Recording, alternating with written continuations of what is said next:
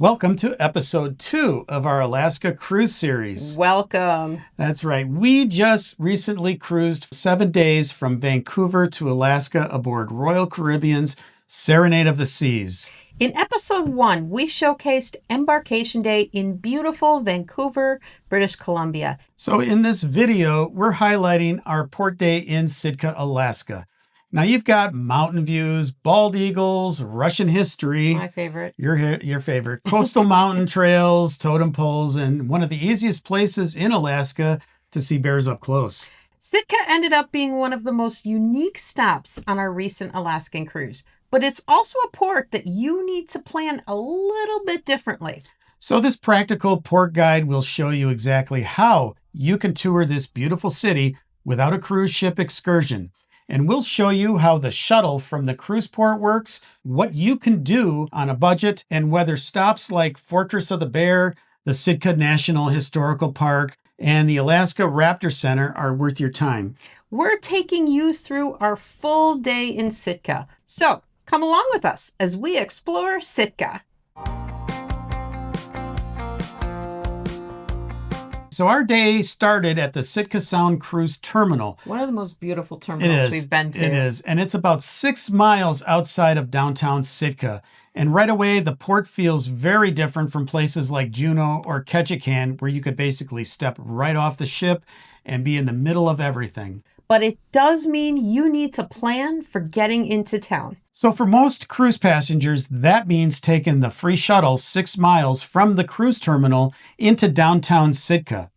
Royal Caribbean sent us an email and asked us to make reservations prior to our cruise.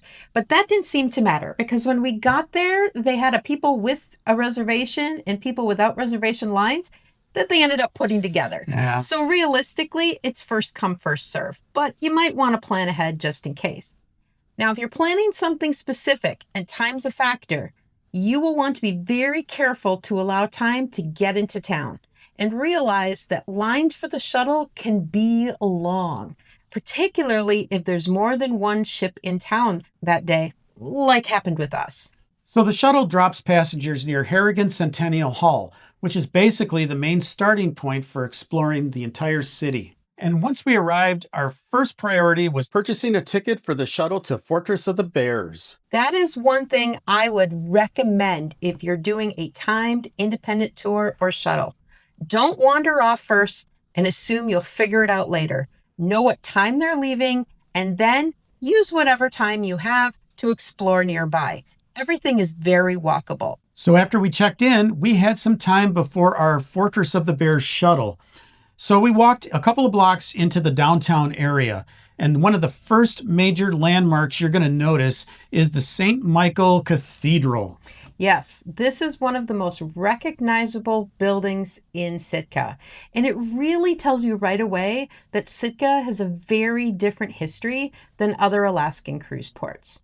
The original cathedral was built in 1848 by Russian Orthodox missionaries. It sadly burned down in a fire in 1966, and this specific building is a replica of the original. Many of the original religious icons were saved in the fire, and they are on display, and it's really beautiful. Yeah, it was a good thing that they could save I think it was up to 90% or something that they were able to save. So then after that, we walked a little bit further down the street and we checked out some of the local businesses. We saw a few food trucks and got a feel for the town before heading back towards the shuttle. So from downtown, we got on our shuttle bus and we headed to Fortress of the Bear. Now, this is one of the most popular things to do in Sitka, and especially for cruise passengers who want to see bears up close, but don't want to book a full day wilderness tour. Couple things you need to know about Fortress of the Bear. It's not in the downtown walking area. No. So you're going to need some kind of transportation. Yeah. So if you don't do a cruise ship excursion, you're gonna need to get a local tour company, a taxi, and they also have shuttles that will take you to the facility because it's a couple miles out of town. Yeah, it is not walkable by any stretch. It's like, I think some people try doing it and it's like a 6+ mile walk or something like that. It's quite a bit So of don't ways. try it. Yeah. Another thing you need to know is they have timed excursions. So you need to book in advance on their website before you go. Now, if you do book an excursion, either through the cruise or a private company, they'll usually include the admission price in your ticket. But if you're going on your own, you need to buy those tickets in advance, and they are timed entry. Yeah, and right now at the time of this video, they do charge about $20. Now, when we arrived, there was a line, but everything moved pretty smoothly once we got going. We entered with our group. We listened to a short presentation about the facility and the animals, and then we made our way to the viewing areas. That was really cool. Yeah. And this is where Fortress of the Bears really delivers an amazing experience. So now you're able to see the bears much closer than you ever would in the wild. And trust me, it's not always a great thing to see them in the wild. No, we've seen them in the wild. It's a little scary. Yeah, but this is in a controlled environment where they're cared for, and you get to see them pretty up close, actually. Yeah, you get really close. And Fortress of the Bears is an educational rescue center for orphaned bears. They're not able to be released back into the wild, so this does give people a chance to see them. And they also do some learning and techniques about bear safety with them. While we were there, we saw several brown bears and black bears. And the best part is it's not just like a quick glance from far away like you might have in a zoo. You get to spend maybe around half an hour there watching them play, swim, interact. They were feeding them while we were there, which was really cool. Yeah, they threw like chicken or something down to them, and they got them, actually, the bears, to wave at everybody. Yeah, they were waving to get their food. So it was really kind of cute. Yeah. For a cruise port day where you have limited time, it's a really good option, especially for families, first-time Alaska cruisers, or frankly, anyone that wants a reliable bear viewing experience. And as a bonus, we even got to see some great views of some eagles sitting on a tree nearby.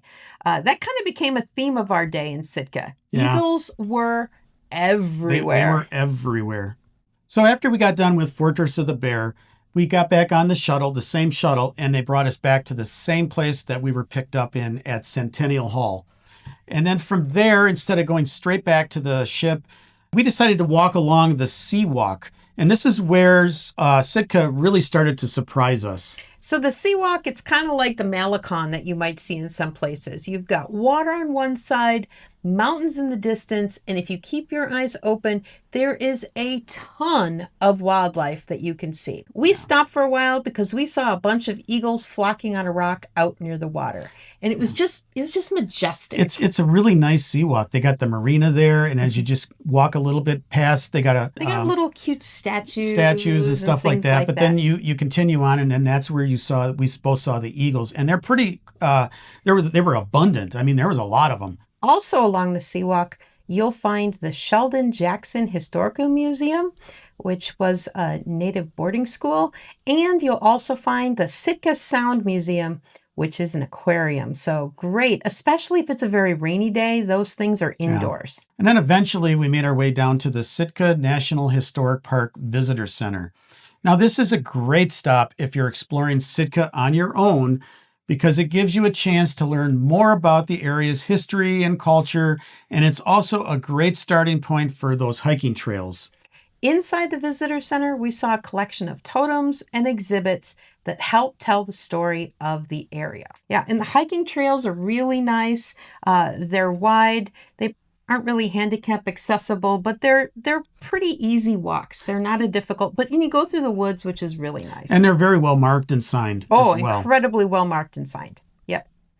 Now, from the visitor center, we continued further down the trail towards the Alaska Raptor Center. Now, if walking's a problem, there are some shuttles that you can get as well as taxis. Yeah, it is kind of a longer walk. It's about 15 minutes or so in between these, between the historical park and the Raptor Center and so on. So budget your time for that. So we eventually made it to the Alaska Raptor Center. Now, the cost to get in is about $17 for adults, and you pay right there at the gate. Yeah, you don't have to purchase this one in advance. No. And this is one of the main attractions in Sitka. You'll see a lot of excursions for it.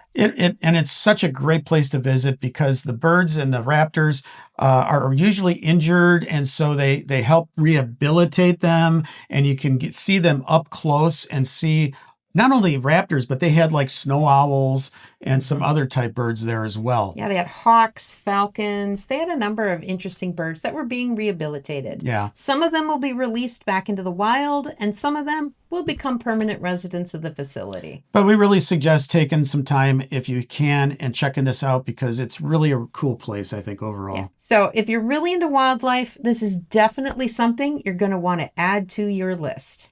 So from the Alaska Raptor Center, it's about a 20-minute walk back to Centennial Hall, which is the staging area for the shuttles.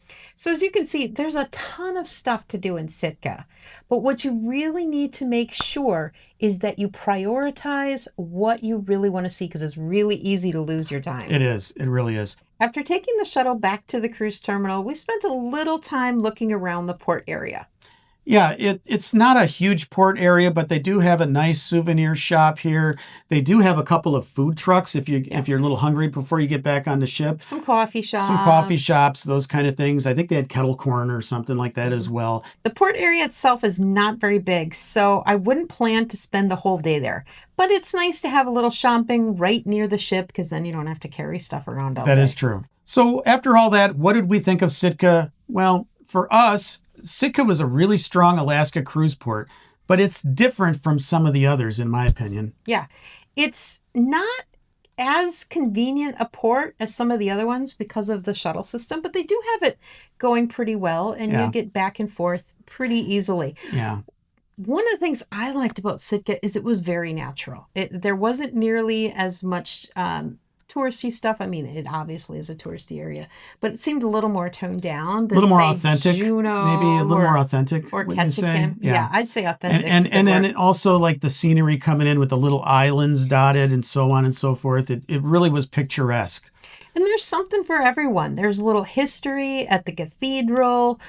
You can get food at the food trucks or some of the restaurants. There's a lot of museums you can look at. You can hike. There's all these wonderful things that you can do. So even if you don't book a big excursion, you can still have a full, fun day here in Sitka. So have you been to Sitka, Alaska, or is it one of your cruise stops on an upcoming cruise itinerary? Let us know down in the comments what you did there or what you might be planning to do. And if you're planning an Alaska cruise, make sure to check out our other Alaska cruise videos and port guides. We've also got a packing guide.